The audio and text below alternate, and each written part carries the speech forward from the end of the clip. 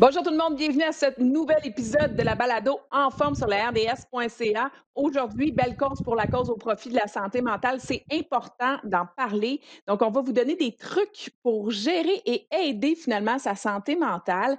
Et on a un invité parfait, honnêtement, pour vous conseiller. On pourrait dire qu'il a été un genre de pionnier en santé mentale. Ça a été un des premiers à afficher sa vulnérabilité tout haut et fort et ça a pris un grand courage pour le faire. Il est impliqué avec Belle Cause depuis plusieurs années. Je suis super contente de l'avoir aujourd'hui. On va recevoir un petit peu plus tard tantôt Étienne Boulay. Mais avant, je veux saluer pardon, mon collègue. Salut Greg. J'espère que je suis tout aussi parfait qu'Étienne Boulay. Ah, la façon que tu as la façon que tu dit ça, écoute, tu l'as dit, tout un ambassadeur, quel gars, vrai.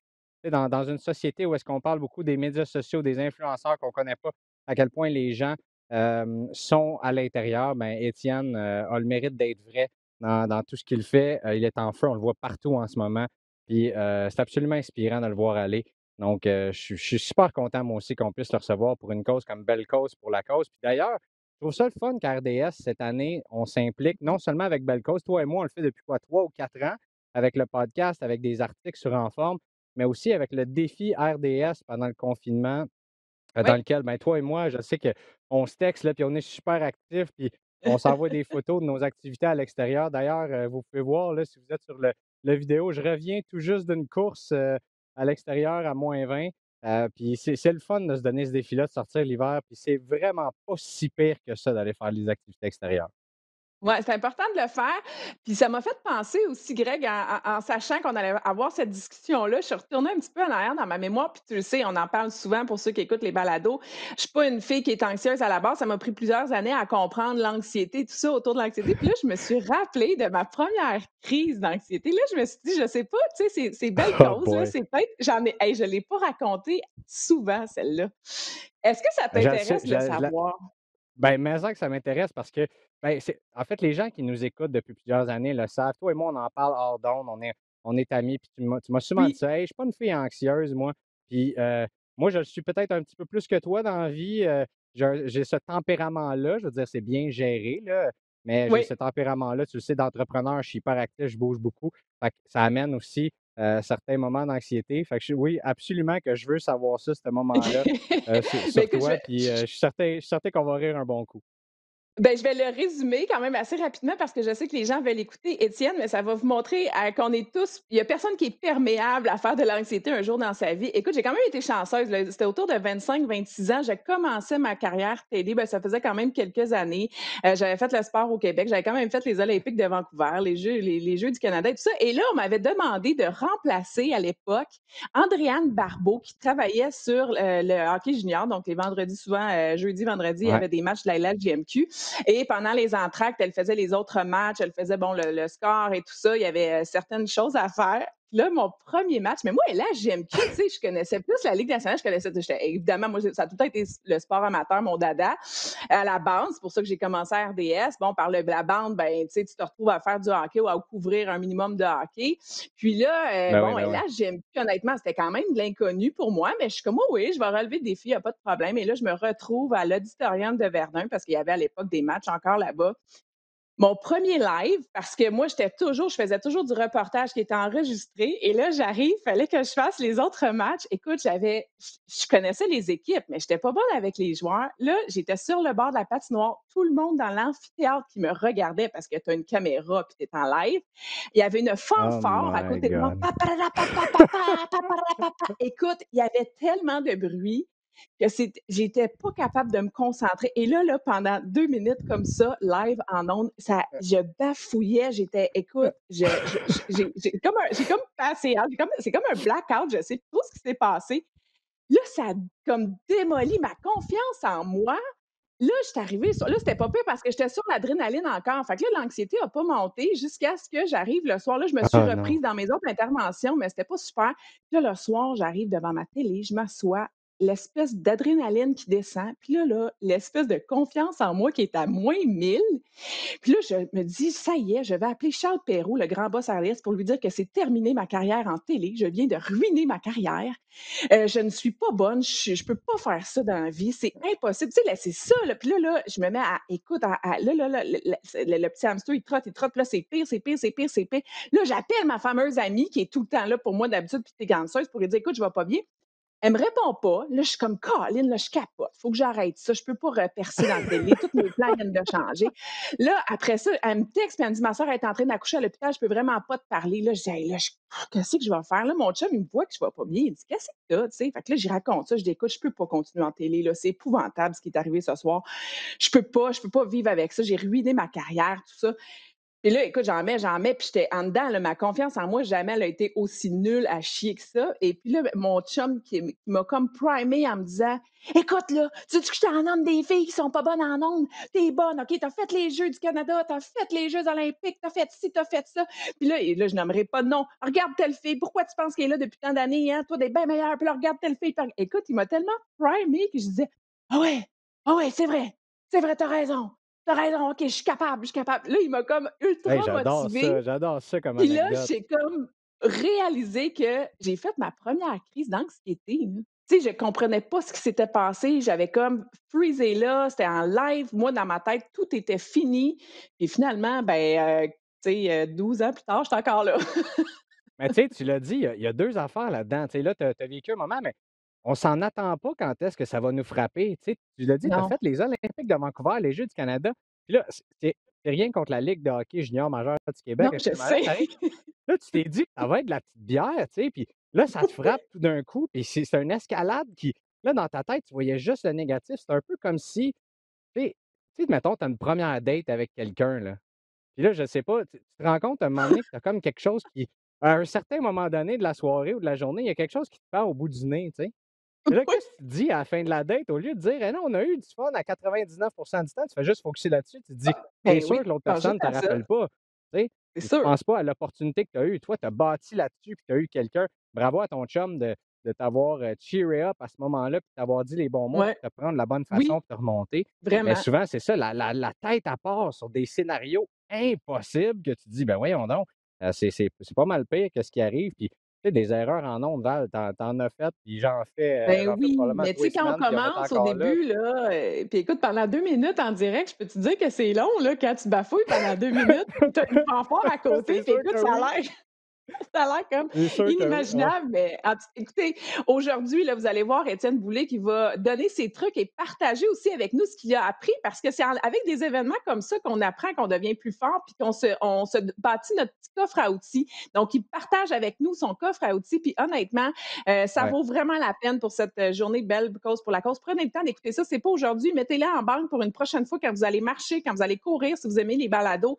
Ça va vraiment vous servir. C'est un petit coffre à outils que vous pouvez apporter toute votre vie puis qui va vous servir justement pour gérer et aider votre santé mentale. Bonne écoute tout le monde. Salut. Salut Étienne, je suis super contente de t'avoir aujourd'hui sur la balado en forme avec nous, en raison évidemment de Belle Cause au profit de la journée Belle Cause. C'est tellement important de la santé mentale parce qu'à mes yeux, la santé mentale est aussi importante que la santé physique. Ouais. Puis c'est pour ça que je veux qu'on en parle aujourd'hui. Salut Greg. Salut Val, salut Étienne. Salut, salut! Écoute, j'ai plein de belles questions pour toi. Tu connais évidemment tous les enjeux qui sont abordés aujourd'hui. Ça fait quand même plusieurs années aussi que tu veux sensibiliser la population aux problèmes de santé mentale. Et pourquoi c'est important? Ça te tient à cœur, ça? Ben, je pense que ça rejoint de plus en plus de gens. Là, tu sais, chapeau à Belle là, qui a osé il y a plusieurs années Mhm. s'enligner vers les enjeux de santé mentale, alors que c'était pas une cause très sexy. Tu sais, tout le monde, la plupart des grandes entreprises y allaient vers d'autres enjeux qui sont importants aussi. Mais puis ça m'a beaucoup, beaucoup encouragé, moi, à sortir, à parler des enjeux que moi j'ai eus. Puis vu la réponse des gens, vu que j'ai comme compris que ça rejoint le monde pas mal plus qu'on pense, qu'on est après démystifier certains tabous, je trouve ça important de continuer à le faire. Je le fais un peu différemment. Tu sais, mon histoire, elle a été racontée, elle a été Mhm. écrite de toutes sortes de façons. Fait que j'essaie de continuer de m'impliquer à ma façon. Chapeau, Étienne, en passant, avant qu'on commence puis qu'on se lance dans les autres questions, qu'on aille plus loin dans le sujet. Chapeau, Étienne, parce que si je ne m'abuse, tu as été un des premiers hommes, Mhm. sinon le premier au Québec, à te lancer là-dedans, puis à t'ouvrir, puis à être, je vais dire, vulnérable, donc à être à cœur ouvert sur ta situation, puis voyant de plus en plus d'hommes qui vivent je vais dire, des guillemets, le problème de santé mentale, si on veut, qui vivent avec un petit peu tout ça, qui ont ce stigmate-là autour. On veut être des hommes fiers, des hommes forts, et non, on ne veut pas se voir en étant vulnérable. Je pense que ça a dû te prendre beaucoup de courage pour le faire. Moi, je veux te lever mon chapeau là, avant qu'on commence l'entrevue. Et en fait, c'est ça. Chapeau, mon chum. Je Ben, pense que tu as tracé la Mais voie c'est très peut-être plus que tu le tabou. penses. C'est ça, parce qu'à l'époque, tu l'as dit au début, on n'en parlait pas tant. C'était comme si c'était tabou, un problème de ouais. santé mentale. Puis, je veux dire, ils sont nombreux, c'est large, c'est à différents niveaux, c'est tellement complexe. Le cerveau de chaque personne est différent. Il y en a que ça peut être juste de l'anxiété, il y en a ça va être causé par le stress. Il y a plein de facteurs aussi qui entrent en jeu.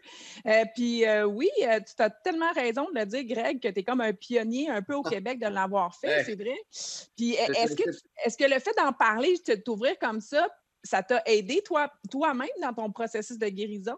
Ben, en fait, petit secret, là, juste entre nous autres, mais effectivement, ça fait. On ne le dira pas à personne. Non! Bon, ouais, c'est ça. Mais non, je sais bien, mais pour vrai, il y a un petit côté où moi, j'avais besoin d'être transparent à ce niveau-là dans ma vie. Une des choses qui me pesait qui était lourd sur la conscience, c'était d'avoir honte, tu sais, puis de me sentir hypocrite. D'un côté, j'étais un ancien athlète qui est supposé représenter, tu sais, la santé d'une certaine façon. À l'époque, j'animais aussi un show à VRAC avec Patrice Bélanger pour les jeunes. Fait que j'étais supposé être un espèce d'exemple ou un modèle pour ces jeunes-là. Puis je me trouvais vraiment hypocrite, puis je trouvais ça difficile. Fait que le fait de le dire ouvertement, ça m'a enlevé un poids. Puis ça a fait aussi, je veux pas, une espèce de tri naturel autour de moi où il y a certaines personnes qui se sont dissociées. Puis, tu sais, je peux pas les blâmer, puis ça leur appartient, puis c'est bien correct. Mais j'ai aussi pu déterminer qui étaient les vrais autour de moi. Puis ultimement, ça revient beaucoup, beaucoup à ça, tu sais, Greg, par rapport à ce que tu dis. La raison pour laquelle j'ai osé m'assumer, mais c'est parce que je savais qu'il y avait du monde autour de moi qui le savait, puis qui m'acceptait tel que j'étais, puis qui était prêt à me soutenir là-dedans. Fait que ce soutien-là a été vraiment important dans le processus, mais ça ne veut pas dire que je n'avais pas peur quand même que ce soit une espèce de suicide professionnel, puis que je sois considéré comme pas fiable ou que le public me rejette. Puis, surtout quand on a un job en communication ou dans le public. Ouais. Puis, ça a été tout le contraire, en fait. La réponse des gens m'a aidé à reprendre confiance en moi puis à me dire, OK, ça doit visiblement rejoindre du monde si je parle de certains enjeux puis qu'il y en a qui répondent positivement à ça. Fait que ça m'a beaucoup aidé. Non seulement ça, je pense, mais en 2021, aujourd'hui, 2020, même les autres, on a vu plein de scandales sortir sur plein. Je pense que l'honnêteté est tellement quelque chose qui est recherché présentement. Les gens veulent voir ça et surtout, on respecte ça de la part des gens. Donc, l'honnêteté, puis comme on l'a dit un petit peu plus tôt, la vulnérabilité, de dire hey, moi, je suis comme ça, j'ai un problème, je lève la main. Puis les gens s'associent à ça. Puis je pense que les gens sont. Les humains sont encore bons. Là. On est règle générale, là, c'est du bon monde. Puis ce qui est drôle, c'est que tu sais, le fait, des fois, puis je veux pas commencer à stéréotyper, tu sais, gars-filles, mais tu sais, des fois, les gars, dans le sport, on a un petit côté où tu as l'impression qu'il faut que tu montres que tu es tough, puis il faut que tu montres que tu es capable de tout faire, puis qu'il n'y a rien qui t'affecte vraiment, alors que c'est pas la vraie vie, c'est pas la vérité. Mais non, mais non. Je me suis jamais aussi bien senti dans ma peau, puis senti aussi fort, que ce soit, tu sais, entre les deux oreilles, que depuis que j'assume mes failles puis mes faiblesses. Fait que c'est ça que j'essaie des fois par le message de faire comprendre aux jeunes puis aux moins jeunes, mais de dire à partir du moment où tu te connais pour de vrai puis que tu arrêtes de jouer une game, tu connais tes forces puis tes faiblesses. Ensuite de ça, ben la game est plus facile parce que tu sais où tu as besoin d'un petit peu d'aide. Puis tu sais, je parlais de l'entourage un petit peu plus tôt. Ouais. Moi, le foot m'a fait réaliser qu'on est plus fort en équipe dans la vie. Fait que ce que je faisais au foot, à une échelle différente, évidemment, dans un autre contexte, je le fais dans ma vie personnelle aussi. J'essaie d'être bien entouré, d'avoir des gens autour de moi qui vont m'aider quand je rush, quand j'ai de la difficulté. Mais tout ça part d'apprendre à se connaître un petit peu. Là. Ouais, puis c'est drôle parce que, tu sais, oui, je suis tellement d'accord avec toi. Moi, je dis souvent ça au travail même. Je dis tout le temps, on réussit plus en équipe que tout seul. Tu sais, moi, Ouais, je veux dire, je peux pas me déplacer à montagne tout seul. J'ai besoin de vous avec moi au travail, Mhm. mais c'est comme ça aussi. Puis, tu sais, tu disais un tri naturel un petit peu plus tôt. Mais ouais, moi, j'ai l'impression que depuis le début de la pandémie, tu sais, puis j'ai ma meilleure amie qui est comme ma sœur, puis on parlait de ça, puis on disait, c'est drôle comment depuis le début de la pandémie, ça aussi, ça fait comme un tri naturel. C'est comme si tu vois les gens qui sont restés là. Tu sais, il y en a qui ont eu des bouts tough dans les ouais, derniers mois, puis justement, la santé Ouais. mentale, je pense que c'est important d'en parler parce que plus que jamais, il y a des ouais. antidépresseurs, il y a les gens sont en dépression, je veux dire, ça va pas particulièrement bien, on est à bout, tu sais, puis c'est normal, mais je pense que de bien s'entourer, le support autour de nous est tellement important et il y a beaucoup, pour beaucoup de personnes, je pense que ça a fait un tri naturel, cette pandémie-là, de voir qui sont vraiment mes amis, qui sont restés là, qui m'appellent encore aujourd'hui pour Mhm. prendre de mes nouvelles parce que souvent, quand on va pas bien, on s'isole. On n'a pas envie d'en parler, sauf qu'on a besoin de le faire. Puis ceux qui ont été là depuis le début, puis qui continuent à lâcher un coup de fil, faire un Zoom, peu importe, mais garder le contact, tu sais, ça aussi, c'est important. Est-ce que toi, tu t'es isolé de cette façon-là? Est-ce que tu avais tendance à t'isoler avant d'en parler? Oui, beaucoup, tu sais, parce que tu as honte, tu essaies aussi d'être. Tu sais, moi, c'était sous forme de dépendance à l'alcool puis à la Oui, consommation de drogue. Fait que ça a été, tu sais, vraiment relativement graduel, tu sais, puis à la fin, effectivement, je m'isolais, je n'étais plus avec personne parce que je ne voulais pas être vu dans cet état-là. mmh, J'enlignais les mensonges aussi, je me perdais même dans mes mensonges, des histoires qui, tu sais, qui sans dessus-dessous, là, qui avaient aucun bon sens. Fait que tu finis par t'isoler tranquillement. Moi, je me suis, tu sais, au début, quand mes comportements ont commencé à changer, les gens qui me connaissent bien, mes amis proches, ma famille, tu sais, me posaient des questions, me tendaient des perches, puis je n'étais pas prêt encore à l'admettre. Fait que je me suis dissocié de plein de gens qui sont du bon monde puis qui étaient bons pour moi. J'ai commencé à me tenir d'abord avec du nouveau monde qui consommait comme moi parce que tu ouais, te sens moins coupable. Tu as mmh, l'impression que tout le monde autour de toi le fait.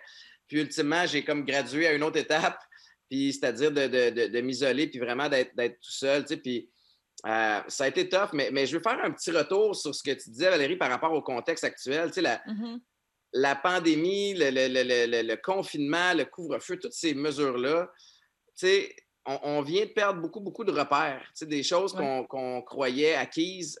C'est une période, tout est mis en place présentement pour qu'on soit mmh. insécure.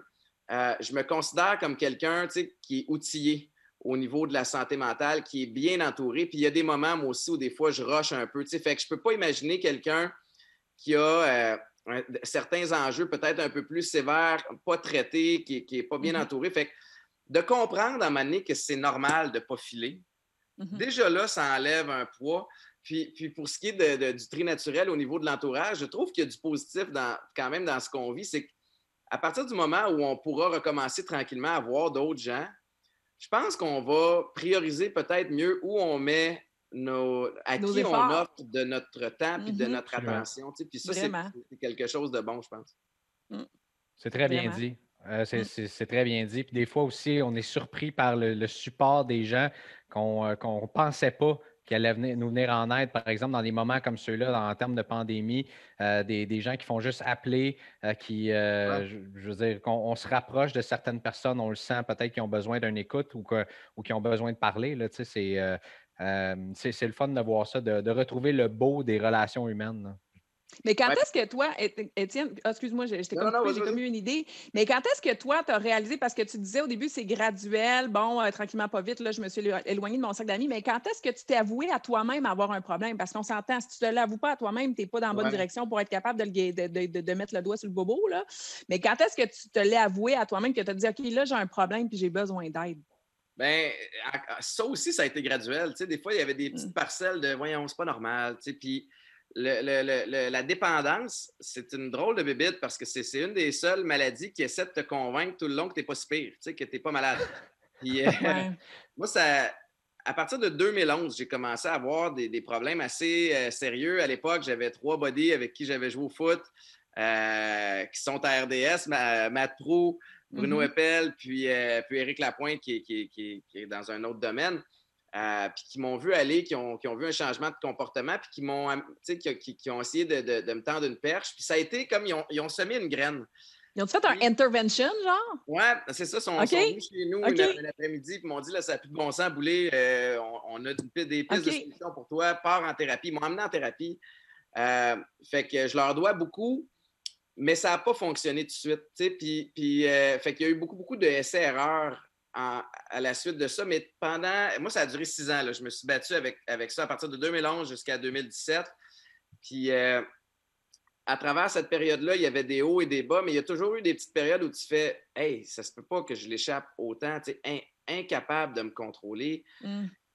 Puis là, il y a des soirs où tu étais capable de te contrôler un petit peu, fait que tu te vends l'idée que tu n'es pas si pire. Les journées où tu files comme de la chenoute, ben, tu te dis « Coudonc, j'ai encore un toit, j'ai encore une famille, je ne suis pas un itinérant dans la rue, je ne suis pas si pire que ça. » Tu trouves toutes sortes d'excuses pour essayer de te déculpabiliser, mais ultimement, après plusieurs années, j'étais forcé d'admettre que ça ne fonctionnait pas. Là. Puis aujourd'hui, bon, là, bravo à ces amis-là qui ont pu t'aider, en fait, qui t'ont ramené sur le bon chemin, si on veut. Puis là, si je ne me trompe pas, récemment, tu as fêté tes 4 ans de sobriété. Alors d'abord, félicitations, mon ami. Oui, félicitations, c'est absolument. super. Mais là-dedans, est-ce que ça continue d'être un combat de tous les jours pour toi? Parce que là, on voit, bon, tu es en feu. Là, tu es papa, tu es animateur, entrepreneur. Tout va bien. Tu sais, quand on regarde ça, là, mais est-ce que pour toi, ça continue quand même d'être un combat à chaque jour? Ou, Ben, moins maintenant, mais encore une fois, ça dépend des périodes. Tu sais, ça dépend des passes. Puis je vais faire un petit retour sur ce que je disais un petit peu plus tôt. C'est d'apprendre à se connaître. Tu sais, puis le processus de thérapie par lequel je suis passé plus d'une fois, tu sais, fait en sorte que tu vois venir des patterns. Tu sais, par exemple, dans mon cas, peut-être pour donner des exemples un petit peu plus concrets, puis ce qu'on t'explique aussi en thérapie, les moments où tu vas être le plus fragile, souvent, c'est quand tu vas avoir une nouvelle extraordinaire. Tu sais, une super belle nouvelle, tu es sur un high, puis ça peut être dangereux. Ça peut être un terrain glissant. Quand tu as une mauvaise nouvelle aussi, quand tu as quelque chose, je dis n'importe quoi, mais tu sais, de la mortalité dans ta famille, dans ton entourage. Il parle aussi de quand tu es affamé ou quand tu es très, très fatigué. Bref, c'est toutes des situations qui peuvent gérer des décisions impulsives, tu sais, un peu irrationnelles. Fait qu'à ce moment-là, j'essaie de me souvenir, tu sais, ce qu'on m'a enseigné, de me dire, OK, whoop, là, je suis peut-être en train de glisser, tu sais, prends soin de toi. Mais oui, il y a des moments où c'est un petit peu plus difficile, puis en même temps, à tous les jours, tu sais, je ne suis pas parfait dans tous mes comportements, mais à tous les jours, je me rappelle d'où je viens, puis où je ne veux plus retourner. Tu sais. Puis, par exemple, Valérie, comme on disait un petit peu plus tôt, pour moi, de faire ce message-là, tout le monde dit « Wow, bravo, t'es hot d'en parler ». La première personne que j'aide, pour vrai, c'est moi. Parce qu'après qu'on ait fini ce podcast-là, ben moi, je vais remonter en haut, puis je vais me souvenir par où je suis passé, puis où je veux plus retourner. Puis ça, pour moi, ça me ground. T'sais. Ouais. Ben, c'est correct, ça. Je veux dire, on appelle ça un win-win. T'aides les autres en t'aidant Ben toi-même, oui. tu t'oublies pas dans le processus. Puis, mais tu dirais quoi peut-être à quelqu'un soit qui souffre d'un problème de dépendance présentement ou même qui ont des problèmes de santé mentale? Parce que je pense que souvent, si on a un problème de consommation ou de santé mentale, là, ça peut se rejoindre. La première chose, c'est qu'on juge soi-même. Ah non, c'est pas vrai, je vais commencer à être anxieux. Ah non, c'est pas vrai, je suis comme ça. Ou j'ai ce problème-là, tu l'as dit toi-même, tu avais ce sentiment de honte-là. Qui t'habitait. Qu'est-ce que tu dirais à ces gens-là qui veulent se mettre sur le chemin, si on veut, je ne veux pas dire sur le droit chemin pour ceux qui ont des problèmes de santé mentale, là, mais je vais dire sur le chemin de la guérison, si on veut. Mais ça reste la même bébite, que ce soit de la dépendance ou d'autres spectres de la santé mentale, mais effectivement, c'est la honte puis la suranalyse va faire en sorte qu'on ne le partagera pas à d'autres, puis là, tu es pogné toi-même avec ta boule dans le chest, puis tu n'es pas capable d'identifier ce que ça représente. Souvent aussi, moi, pendant un bout, on dirait que chaque émotion négative sortait sous forme de colère. Ah, je suis en maudit. Mais non, je ne suis pas en maudit, je suis insécure. Je suis triste, je suis déçu. Mais ça sortait, ah, je suis en maudit. Fait que, première affaire, identifier vraiment ce que tu ressens. Mais peut-être même avant ça, c'est de t'assurer de ne pas garder ça pour toi.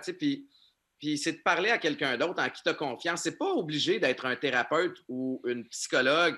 Ça peut l'être, puis moi, je l'encourage parce que c'est des gens qui sont formés puis qui sont équipés pour bien t'enligner. Mais un membre de ta famille, un ami, Vous le savez, surtout dans le monde du sport, on se connaît parce que c'est comme si ça a accéléré le processus d'amitié. Ben, des fois, quand tu t'entraînes avec quelqu'un, tu le vois sous toutes sortes de formes.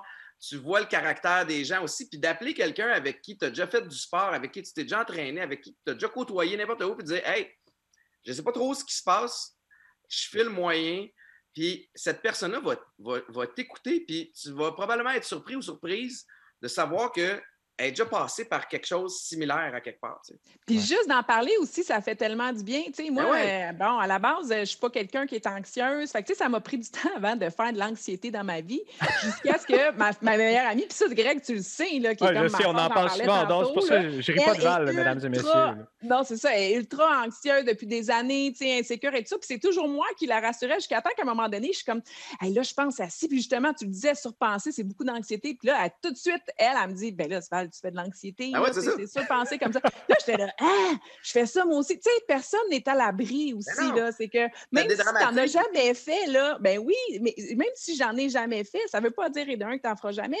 Et de deux, juste d'en parler à quelqu'un qui a déjà passé par là puis qui met le point sur OK, c'est ça que tu ressens dedans, puis c'est normal de te sentir comme ça, puis de justement de le retourner à une normalité, de dire, regarde, il n'y en a pas de problème, on va en parler si tu veux en jaser. Juste le fait d'en parler puis de l'évacuer ou des fois de l'écrire aussi. Ça, c'est un bon truc. On dirait quand j'ai trop de choses en tête, juste le fait de le mettre sur papier, c'est comme si là, mon cerveau, il fait là, regarde, si j'ai besoin de le consulter, là, comment je me sens, il est là. Je n'ai pas besoin de le garder tout en dedans. Bien, évidemment, aussi, on va dire faire de l'activité physique, là, ça fait sortir le méchant, évidemment. Mais tu sais, tu disais, c'est apprendre à se connaître, mais je trouve que c'est vraiment ça, parce que plus tu le sais comment tu es, plus tu sais comment tu réagis. OK, bon, ben là, dans ce temps-là, si je m'en vais courir dehors, ça va me faire du bien. Là, j'ai besoin de parler à quelqu'un. C'est de s'outiller, de se mettre les bons outils, les bonnes personnes autour de nous qui fait qu'on est capable de garder la tête hors de l'eau, puis finalement, au lieu de se taper une belle grosse dépression, puis on le disait dans une de nos balados, Greg, la dépression, plus vite tu la traites et tu la reconnais, et moins longtemps est le traitement, et plus vite tu vas en guérir, tu sais. C'est vraiment bien exprimé, mais c'est comme si tu te libères, tu l'enlèves de là, puis tu le mets sur une feuille de papier, ou tu en donnes un petit bout à quelqu'un d'autre, puis c'est plus léger. Après, mais juste des fois, ce que je pense qui est un frein chez les gens, puis des fois, je tombe dans ce pattern-là, moi aussi, je vais avoir une journée de chenoute, puis là, au lieu d'arriver à la maison puis d'en parler, je tombe dans de vieux patterns, puis c'est parce que des fois, on a peut-être un peu peur de repasser à travers des moments poches. Mais effectivement, le plus vite tu l'adresses, le plus vite tu t'en libères, puis à un moment donné, si tu ne l'adresses pas, ça va te rattraper, puis ça va sortir d'une façon qui ne tentera pas à un moment que tu n'auras pas décidé. Fait que moi, c'est un peu l'approche que j'ai eue en 2017 lors de la dernière thérapie que j'ai faite à la maison Jean Lapointe. Puis j'ai décidé que je rentrais là puis que je ne gardais rien en dedans. Je sortais tout ce que j'avais sur le chest puis ce que j'avais accumulé, des choses que je n'avais jamais dit.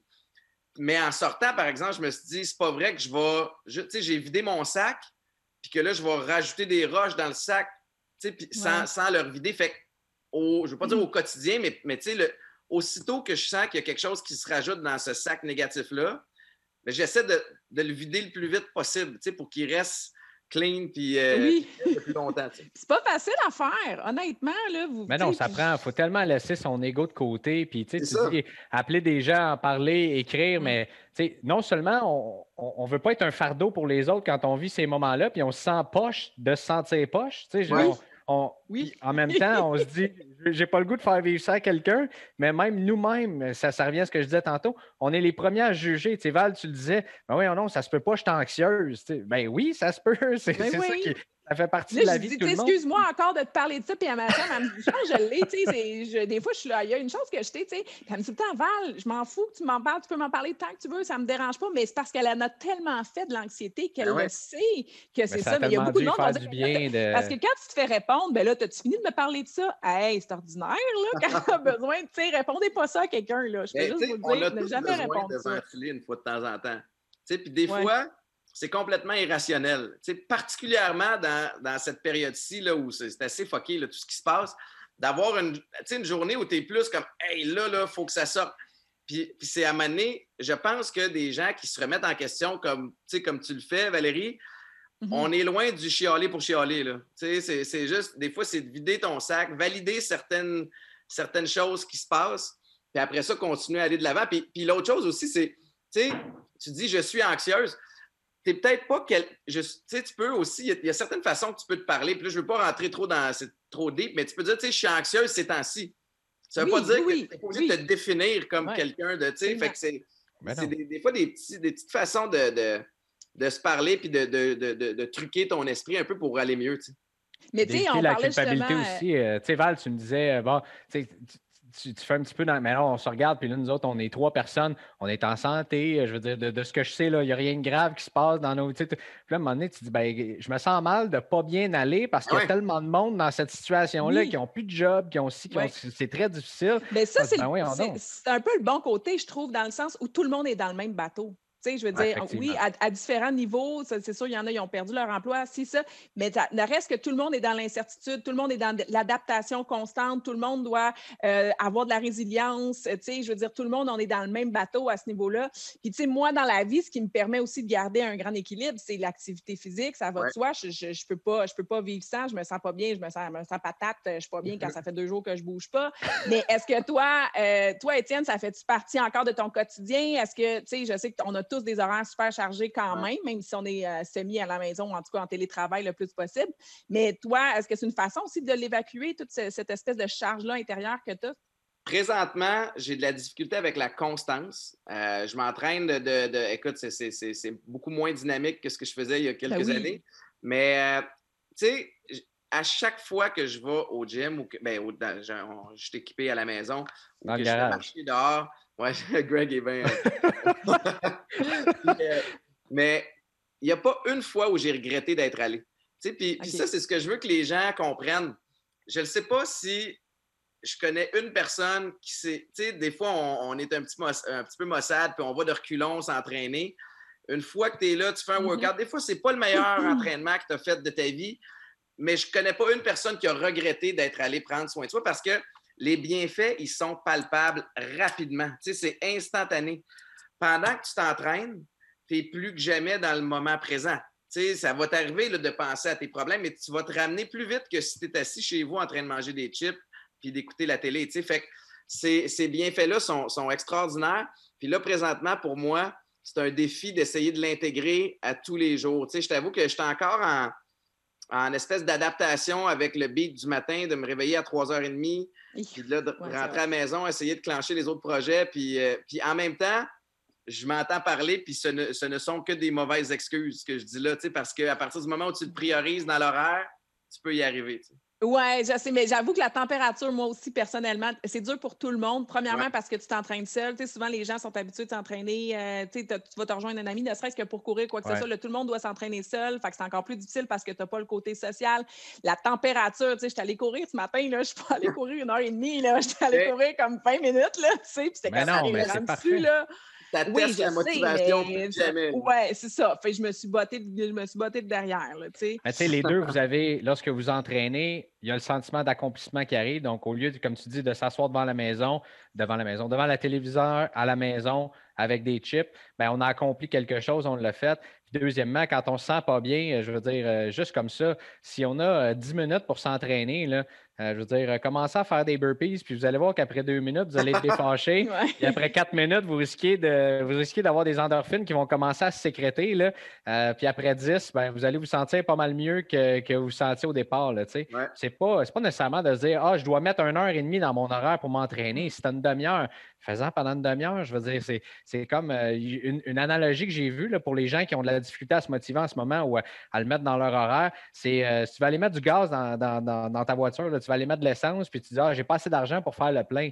Bien, tu peux quand même en mettre 10 $ pour continuer d'avancer puis faire ça. C'est un petit peu la même chose quand on n'a pas de temps. Là, tu peux en mettre ce que tu as pour l'instant, pour aujourd'hui. Puis tout ce que ça prend, c'est l'effort que tu peux donner. C'est une bonne analogie. Puis, tu sais, encore en lien avec bouger, je pense que plus que jamais, on a la preuve que la sédentarité tue à petit feu. Puis le meilleur exemple que je peux donner, c'est nos personnes âgées présentement qui sont isolées plus que jamais, mais aussi qui ne dînent plus ensemble, qui ne vont peut-être pas se promener sur le terrain de la résidence ou dans leurs locaux ou peut-être qu'ils sont en appartement.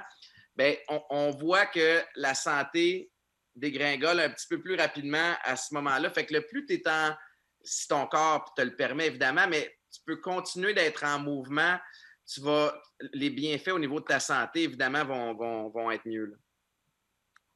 100% d'accord. Est-ce que j'ai rien à ajouter là-dessus? 100%. Non, puis moi, je le dis souvent, tu sais, honnêtement, on parle tout le temps de santé physique, que ça fait du bien au cœur, ça fait du bien au corps. Oui, ça fait du bien à la tête aussi, c'est ça, tu sais, dans le sens que je trouve que ça fait partie d'un équilibre.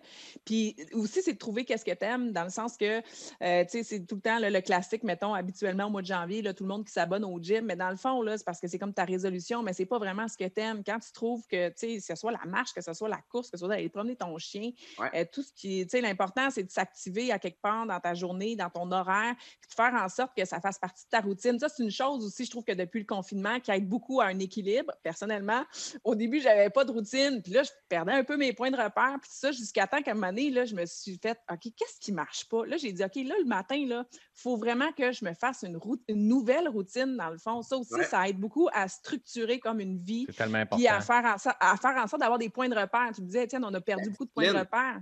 Bien, une routine, une discipline va aider à avoir des points de repère. Puis ça, c'est quelque chose d'autre aussi qui n'est pas facile à avoir ces temps-ci. Tu sais, moi, j'ai un checklist de 4 points que je passe quand je file moyen. Mettons que j'ai une journée ou une passe dans la journée où je file pas, je me pose 4 questions. La première, c'est de quoi a l'air mon sommeil ces temps-ci? Tu sais, là, la première des affaires, si tu dors des 4-5 heures par nuit puis tu te réveilles parce que tu fais de l'anxiété ou peu importe, bien, tu as déjà une piste de OK, peut-être qu'il faudrait que j'aille amener une amélioration de ce côté-là.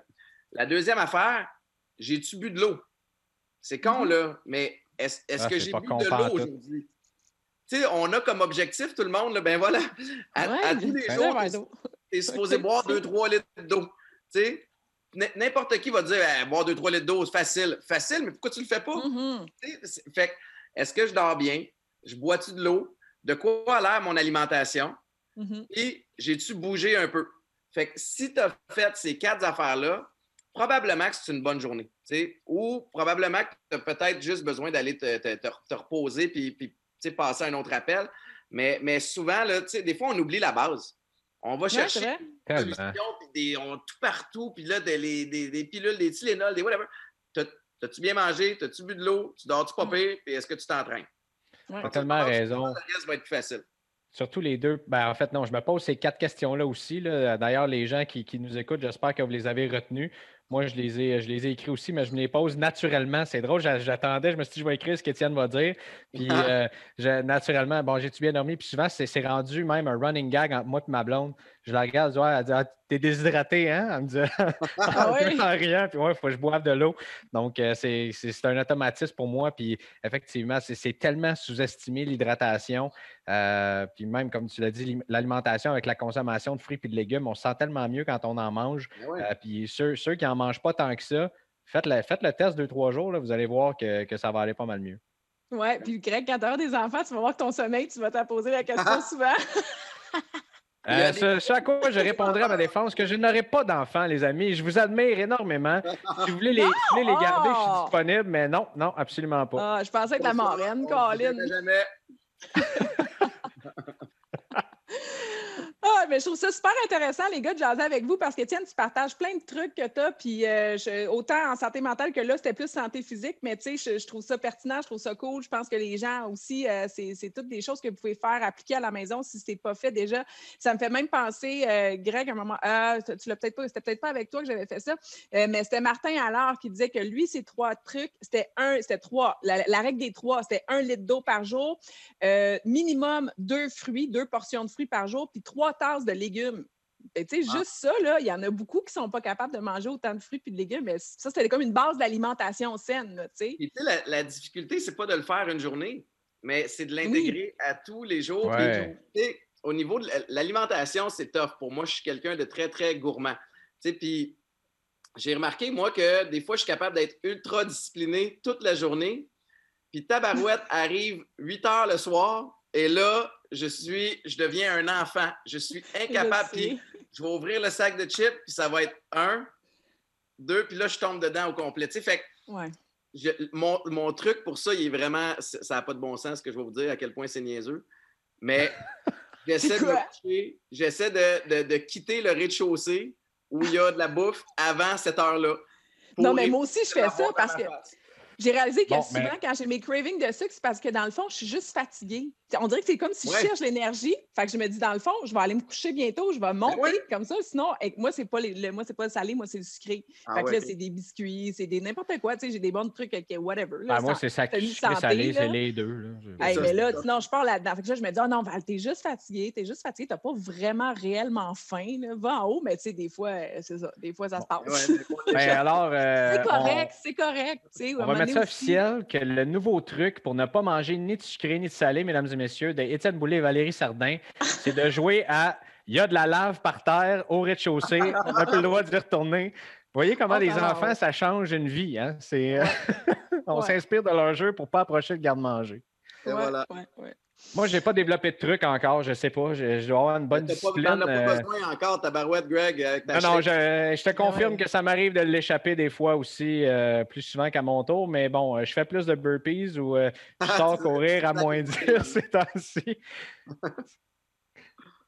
Mais super intéressant, en tout cas, cette conversation-là. Merci beaucoup, Étienne, d'avoir été avec nous. Je vais mettre notre conversation un petit peu à l'écrit. Puis j'espère que les gens aussi, vous avez trouvé toutes sortes de trucs et d'astuces, dans le fond, et pour votre santé mentale et pour la santé physique aussi. Je te souhaite vraiment bonne chance dans tous tes projets. Je sais que tu es super occupé, donc on te remercie vraiment d'avoir pris le temps pour nous aujourd'hui. Ben ouais. Puis écoute, c'est la journée Belle Cause, là, tout le monde, profitez-en, les hashtags Belle Cause, là, tapissez vos textos, les tweets, partout où vous pouvez le faire. Là, parce que, évidemment, personne n'est à l'abri et peut-être qu'un jour, ces conseils-là aussi, vous allez les appliquer puis ça va vous servir. Fait que merci beaucoup, les gars. Merci à vous autres puis merci d'en parler. Merci, ça fait Étienne. plaisir. Hey, bye, les gars. Bye.